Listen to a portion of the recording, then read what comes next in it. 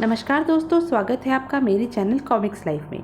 शुरू करते हैं जंबू सीरीज़ की एक और धमाकेदार कॉमिक्स, जंबू का भूत। जंबू सुपर कंप्यूटर का बाप, डॉक्टर भावा की देश के वो एक महान भेंट, अपराधियों का काल जिसके भीतर आज भी डॉक्टर भावा जीवित हैं, अकल्पनीय व हैरत अंगेज शक्तियों का स्वामी जंबू। सुनहरे बिच्छू ने फ़ोन उठाया और बोला, क्या कहा? जंबू मर गया? दूसरी तरफ से रहपट सिंह बोला, मैं जानता था बॉस कि आपको यकीन नहीं आएगा, लेकिन यह सच है। जंबू नाम की मशीन को मैंने हमेशा के लिए सुला दिया है। सुनहरे बिच्छू ने कहा, सुनहरे बिच्छू को मजाक बिल्कुल पसंद नहीं है रहपट सिंह, अगर ये खबर झूठी हुई तो? रहपट सिंह ने कहा, रहपट सिंह को अपनी जान प्यारी है सुनहरे बिच्छू। जंबू की लाश इस वक्त मेरे सामने नैनी झील के तल पर पड़ी है। सुनहरे बिच्छू ने कहा, ठीक है, हम वहां पहुंच रहे हैं। अगर तुमने वाकई जंबू को मार डाला है तो मैं तुम्हारा मुंह मोतियों से भर दूंगा रहपट सिंह। रंधावा ने कहा, सुनहरे बिच्छू, ये अभी आप फ़ोन पर क्या ये? सुनहरे बिच्छू बोला, कुछ बताने का समय नहीं है रंधावा, हमें फ़ौरन हेलीकॉप्टर द्वारा नैनी झील चलना है, क्विक। वे दोनों हेलीकॉप्टर पर सवार होकर नैनी झील के पास पहुंचे। सुनहरे बिच्छू ने कहा, रहपट सिंह। रंधावा बोला, इसका मतलब वह झूठ नहीं बोल रहा। रहपट सिंह ने कहा, आइए, जंबू की लाश उधर पड़ी है। सुनहरा बिच्छू बोला, मेरी आंखें उस हरामजादे की लाश देखने को तरस रही हैं। रहपट सिंह ने कहा, वह देखिए सुनहरे बिच्छू, पहचान लीजिए जंबू को। सुनहरा बिच्छू बोला, ये जंबू है? उफ, अब भी यकीन नहीं होता। क्या ये सचमुच लाश में बदल चुका है रहपट सिंह? रहपट सिंह ने कहा, 100% सुनहरे बिच्छू। सुनहरे बिच्छू ने कहा, मुझे यकीन नहीं आता। रंधावा, रंधावा, गोताखोरी की पोशाक लाओ, मैं उसे नज़दीक से देखूंगा। सुनहरे बिच्छू ने गोताखोरी की पोशाक पहनकर झील में गोता लगाया और जंबू की लाश देखकर सोचने लगा, कोई हरकत नहीं, ये तो मर गया लगता है। सुनहरे बिच्छू ने कहा, वाह रहपट सिंह, कमाल कर दिया तुमने। रंधावा बोला, मेरी तो खोपड़ी ही काम नहीं कर रही। रहपट सिंह ने जंबू को आखिर कैसे समाप्त कर डाला? सुनहरा बिच्छू बोला, बताओ रहपट सिंह, जिस काम को बड़े बड़े सूरमा अपराधी न कर सके उसे तुमने इतनी आसानी से कैसे कर डाला? रहपट सिंह ने कहा, सुनहरे बिच्छू, यह तो आप जानते ही हैं कि भारतीय सीक्रेट सर्विस में मैं आपके भेदिए के रूप में काम करता हूँ। उस दिन जब जंबू आ रहा था तो रहपट सिंह ने सोचा, ओह जंबू सुपर कंप्यूटर का बाप, ये तो चीफ के रूप में गया है। चीफ ने कहा, आओ जंबू उर्फ डॉक्टर भावा, मैं आपका ही इंतज़ार कर रहा था। जंबू ने कहा, और मैं आ गया। कहिए कैसे याद किया? चीफ ने कहा, जंबू, तुम्हारी प्रसिद्धि से जलकर बहुत से लोग तुम्हारे जानी दुश्मन बन गए हैं। मैं तुम्हें विशेष सिक्योरिटी देना चाहता हूँ। जंबू ने कहा, आपने भी क्या शानदार चुटकुला सुनाया है सक्सेना साहब। जो जंबू खुद दूसरों की सिक्योरिटी के लिए बना है, उसे भला सिक्योरिटी की क्या आवश्यकता है? आप शायद भूल रहे हैं कि जंबू सुपर कंप्यूटर का बाप है। वह अकेला ही कई फौजों के छक्के छुड़ा सकता है। चीफ बोले, ओह, इसका मतलब मैं नाहक ही डर रहा था।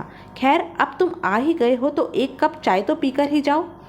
जंबू ठहाका लगाकर हंस पड़ा और बोला, सक्सेना साहब, जंबू के लिए चाय तो दूर, पानी की एक बूंद भी ईश्वरपुरी का टिकट है। चीफ ने कहा, क्या मतलब? जंबू बोला, मतलब सीधा सा है, मेरा जिस्म विभिन्न इलेक्ट्रिक सर्किटों से जुड़कर बना है और पानी इलेक्ट्रिक का दुश्मन है। यानी अगर पानी की एक बूंद भी उस सर्किट में प्रवेश कर जाए तो सारा सर्किट धू धू कर जल उठेगा और जंबू प्यारे का राम नाम सत्य हुआ ही समझो। चीफ ने कहा, फिर तो ऐसे रहस्य तुम्हें स्वयं मेरे सामने भी नहीं बताने चाहिए जंबू। जंबू ने कहा, आप निश्चिंत रहिए सक्सेना साहब, जंबू कोई रसगुल्ला नहीं है कि मुंह में डाला और गप कर लिया। रहपट सिंह सोचने लगा, पानी की एक बूंद, सर्किट। रहपट सिंह ने सुनहरे बिच्छू को फ़ोन मिलाया और बोला, हेलो सुनहरे बिच्छू, रहपट सिंह बोल रहा हूँ। सुनहरा बिच्छू बोला, ओह रहपट सिंह, क्या रिपोर्ट है? रहपट सिंह ने कहा, सुनहरे बिच्छू, मैं आपको जंबू की लाश का तोहफा देना चाहता हूँ। सुनहरा बिच्छू बोला, जंबू की लाश? क्या बकते हो? रहपट सिंह ने कहा, अगर मैंने ऐसा कर दिया तो? सुनहरे बिच्छू ने कहा, लगता है कि तुम्हारे दिमाग का फ्यूज़ उड़ गया है रहपट सिंह, या फिर आत्महत्या पर उतारू हो। रहपट सिंह बोला, मैं सचमुच जंबू का राम नाम सत्य कर सकता हूँ सुनहरे बिच्छू। सुनहरे बिच्छू ने कहा, कैसे? रहपट सिंह ने कहा, यह आप मुझ पर छोड़ दीजिए।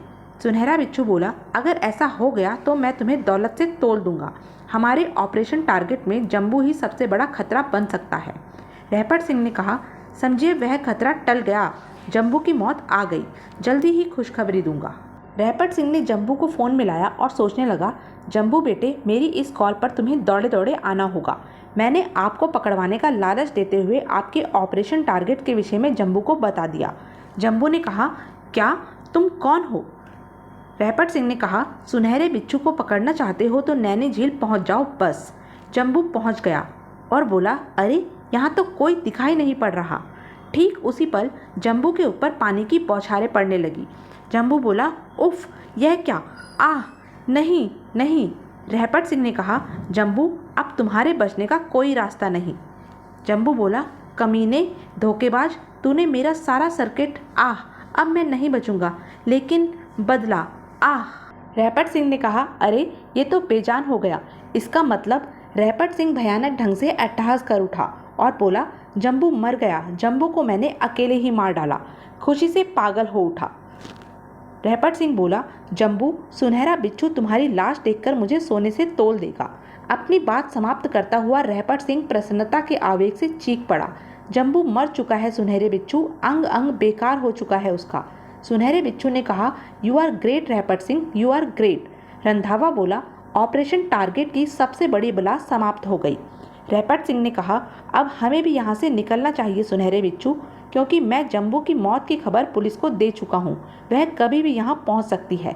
सुनहरे बिच्छू ने कहा, जम्बू की मौत की खबर सुनकर तो पुलिस के छक्के ही छूट गए होंगे, लाश देखकर तो हंगामा मच जाएगा। ठीक उसी क्षण 3 गाड़ियां वहां पहुंचकर रुकी। जंगल में आग की तरह जम्बू की मौत का समाचार फैल गया। लोग बोले, क्या जम्बू मारा गया? सुपर कंप्यूटर के बाप की मौत? असंभव।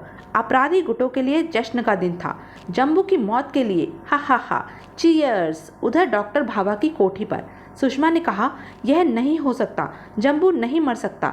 कमिश्नर साहब, कह दीजिए कि ये झूठ है, जम्बू जीवित है और ठीक है।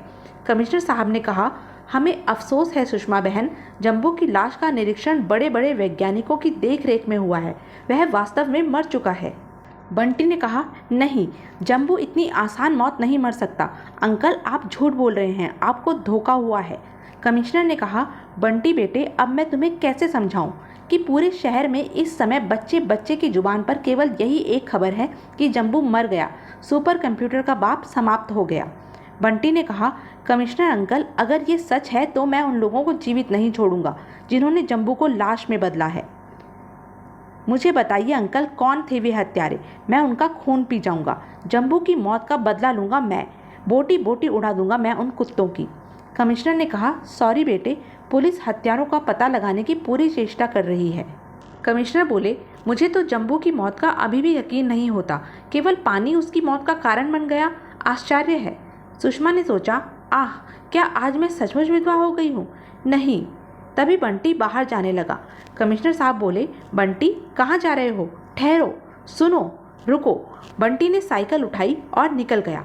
कमिश्नर बोले, उफ, न जाने कहाँ गया है। सुषमा ने कहा, बंटी रुक जा बेटे। बंटी ने उनकी एक न सुनी और वह भारतीय सीक्रेट सर्विस के चीफ के पास पहुंचा। चीफ ने कहा, बंटी, तुम यहाँ? बंटी बोला, हाँ चीफ अंकल, जम्बू की मौत की खबर मुझे यहाँ खींच लाई है। आप जरूर जानते होंगे कि यह काम किन शैतानों का है। अगर आप सबूतों के न मिलने की वजह से चुप हैं तो मुझे बताइए अंकल, मैं उन कमीनों को कब्र से भी खोजकर उनके चीथड़े उड़ा दूंगा। आप चुप क्यों हैं अंकल? मुझे जम्बू के हत्यारों के नाम चाहिए। चीफ ने कहा, बंटी, तुम होश में नहीं हो, यह काम इतना आसान नहीं है। शहर की सारी खुफिया पुलिस जम्बू के हत्यारों को ढूंढ रही है। बंटी ने कहा, तब फिर आप मुझे यह बताइए कि जम्बू के लिए पानी घातक है, यह बात कौन कौन जानता था? चीफ बोले, ओह, यह बात तो अभी तक किसी के दिमाग में ही नहीं आई। वेरी गुड बंटी, तुमने हमें आगे बढ़ने का रास्ता दे दिया। कल स्वयं जम्बू ने यह रहस्य मुझे बताया था। मुझे लगता है यह रहस्य किसी तरह जम्बू के हत्यारों तक पहुंच गया और एकाएक बंटी कमान से छूटे तीर की तरह दरवाजे की ओर लपका।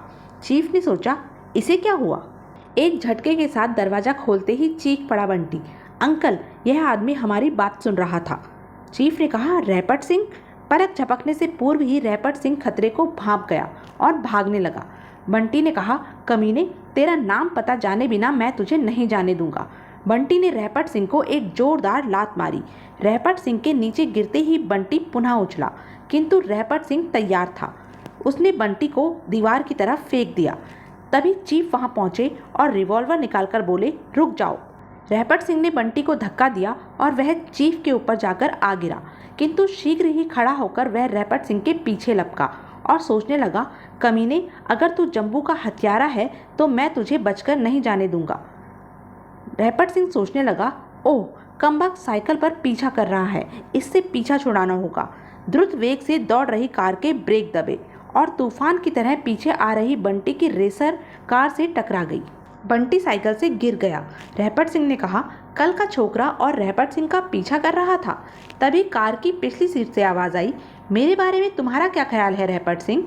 रैपट सिंह ने कहा, कौन? फिर आवाज़ आई, मुझे नहीं पहचाना चमगादड़ के मुरब्बे, ले सामने आ रहा हूँ मैं। तभी जंबू उसके सामने आ गया और बोला, पहचान मुझे बागड़ बिल्ले। रैपट सिंह ने कहा, तुम? जंबू। रैपट सिंह के पांव ब्रेकों पर कस गए। जंबू ने कहा, जंबू को तो धोखे से खत्म कर दिया है तूने कमीने। रैपट सिंह बोला, तो फिर तुम कौन हो? जंबू ने कहा, जंबू का भूत। तो यह थी अब तक की कहानी। आगे की कहानी जानने के लिए बने रहें मेरे साथ। और हाँ, मेरे चैनल को लाइक, शेयर और सब्सक्राइब करना ना भूलें। धन्यवाद।